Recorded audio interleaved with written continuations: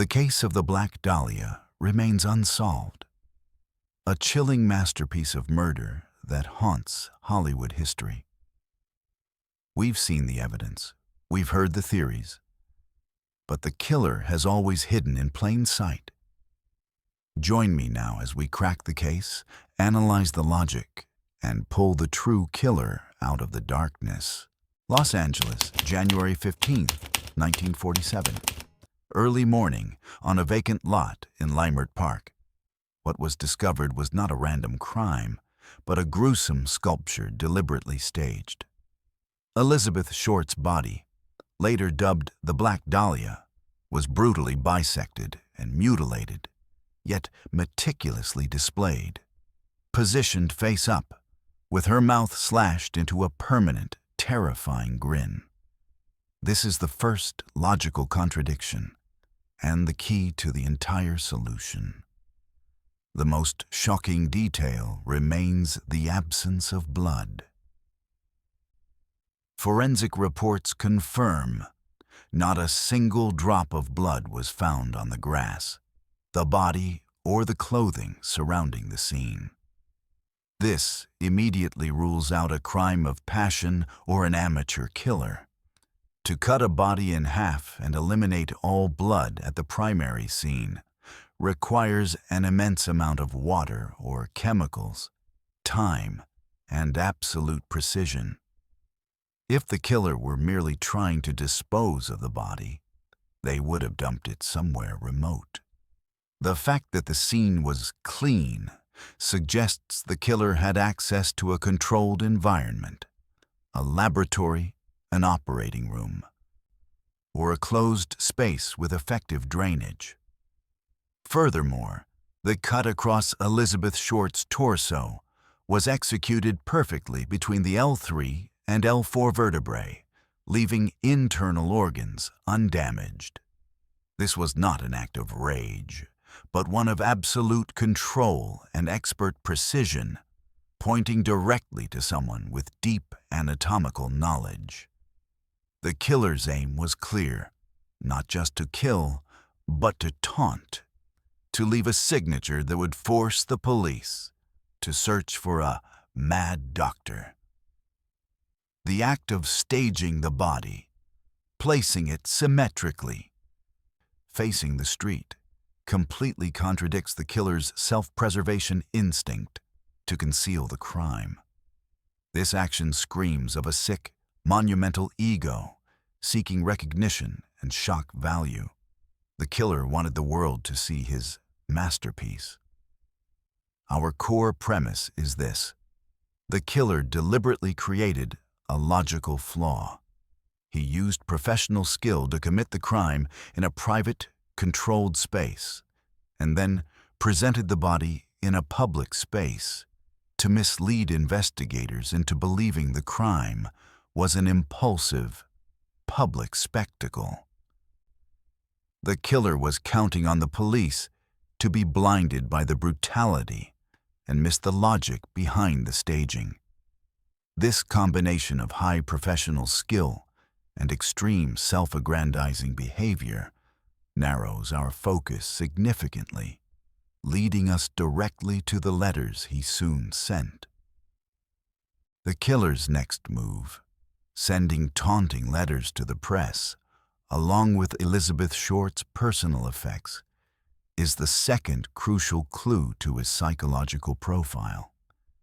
He didn't sign his name, but he signed it with his towering ego.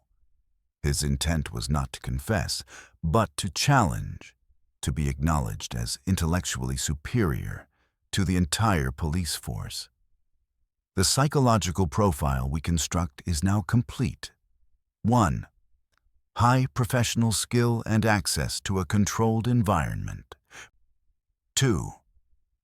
A pathological need for control and public recognition.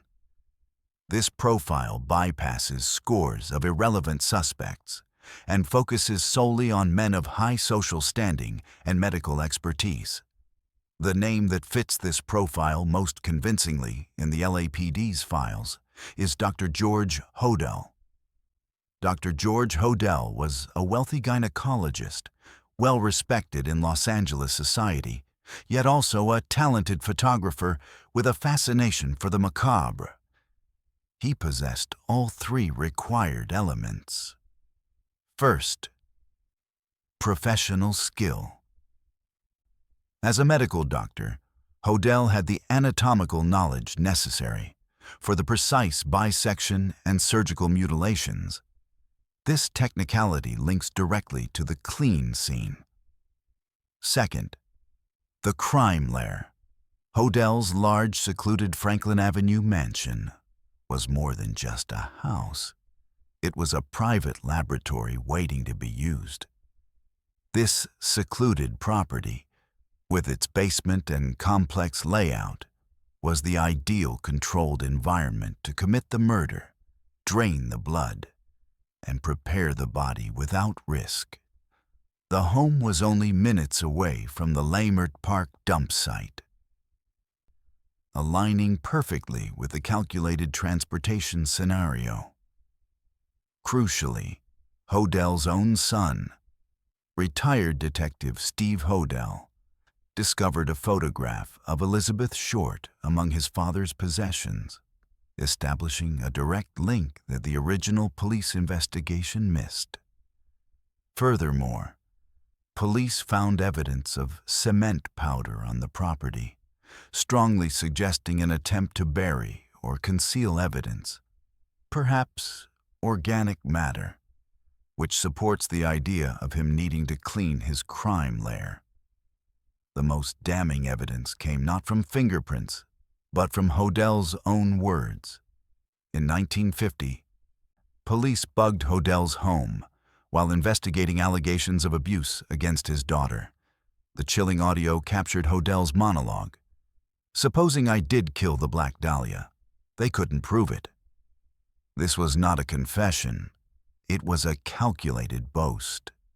This declaration perfectly matches the profile of the letter writer, a man whose ego was so immense he couldn't resist bragging about his perfect crime, even if only to himself. If Hodel was innocent, why would he utter such a specific and horrifying hypothetical? The statement confirms his psychological connection to the murder and his profound belief that he had created a crime so flawless the police were permanently defeated. George Hodel is not merely a suspect. He is the single individual who satisfies the criteria for the technical ability, the controlled environment, and the challenging mentality, the creator of the logical flaw. We have established that George Hodel had the means and the mindset. Now we must address the lack of direct physical evidence and prove that Hodel's actions were designed to eliminate it. The circumstantial web surrounding Hodel becomes irrefutable when examined through a forensic lens. Hodel's Lloyd Wright-designed home was instrumental. The sophisticated drainage system, a key feature in such architecture, provided the perfect mechanism to dispose of the enormous volume of blood required for the exsanguination procedure. This resolves the initial "no blood at the scene" paradox. Hodel did not clean the body into open. He used his own home as a sterile operating theater. Furthermore, the absence of his daughter, Fauna Hodel, who ran away shortly before the crime, afforded him the absolute privacy needed to meticulously carry out the hours-long process of preparing the body. The argument that no blood was found in the house fails when considering the time period. This was 1947. Hodel, a man of science, would have known exactly how to use cleaning agents and how to quickly remove or seal off the crime area. The finding of cement powder is therefore not merely incidental, it is a strong indication of a deliberate effort to seal away or bury deep traces of biological evidence. Hodel's preparation was professional, methodical, and designed to withstand the limited forensic techniques of the era. The mutilation, particularly the Glasgow Smile, the slashes extending from the corners of the mouth, was purely psychological and aesthetic. Hodel, the photographer obsessed with form, was making a personal statement. This detail had no practical function in the murder. It existed only for artistic expression. It confirmed his desire to transform the victim into a grotesque spectacle, a final, horrifying photograph. The cuts, again, required a steady hand and control, a clear signature of a medical professional rather than a frenzied attack. While Elizabeth Short was a transient figure, Hodel, with his wealth and connections, moved in the upper echelon Hollywood circles where Short desperately sought opportunity. The most logical scenario is that Hodel, possibly under the guise of offering a job or a photography session, lured her to his mansion. The existence of her photograph in his possessions solidifies this theory, proving their personal connection and Hodel's desire to keep a trophy of his achievement. A typical trait of a serial killer motivated by control. The circumstantial evidence against Hodel, the controlled environment of his mansion, his specialized skill set, his psychological profile of a self-aggrandizing killer, the evidence of concealment, and his own boastful recorded statement, all converge.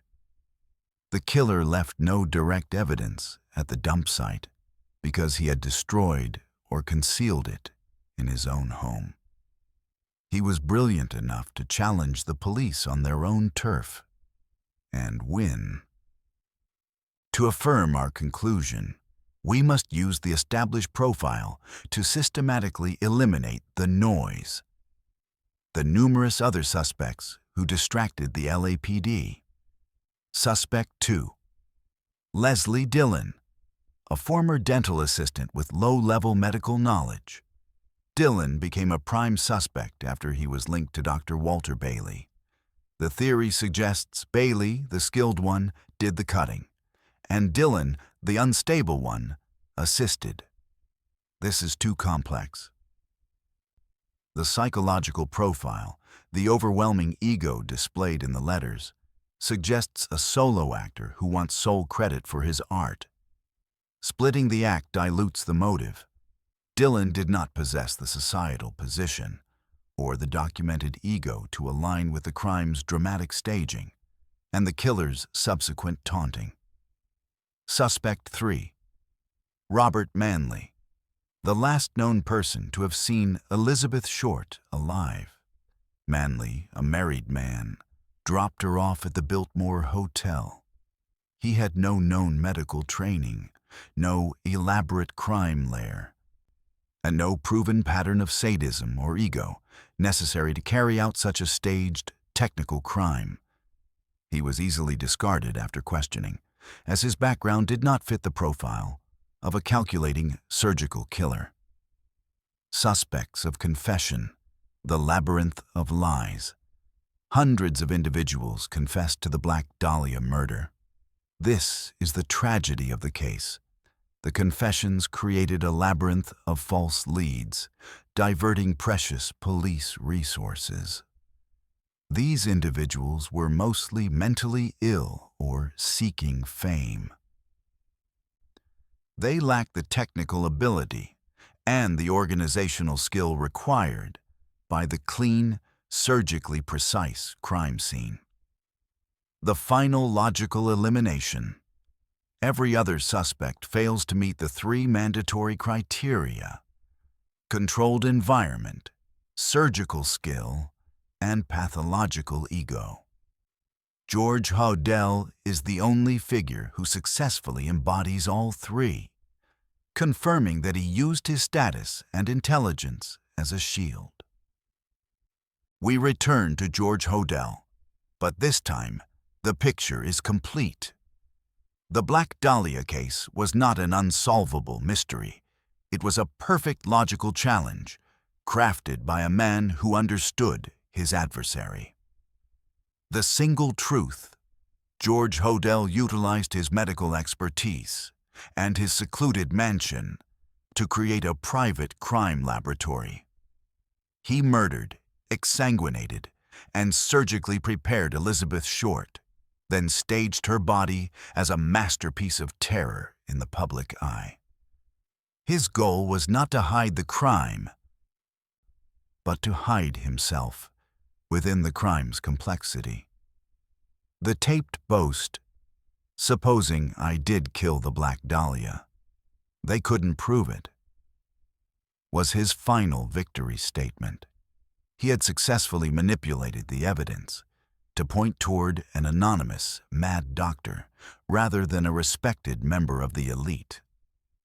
In 1950, Hodel fled the United States for the Philippines, residing there for many years, successfully evading any direct charges. The Los Angeles police could never bridge the gap between their strong circumstantial evidence and the ironclad physical proof needed for a jury conviction. He challenged the system, and, in his lifetime, he won.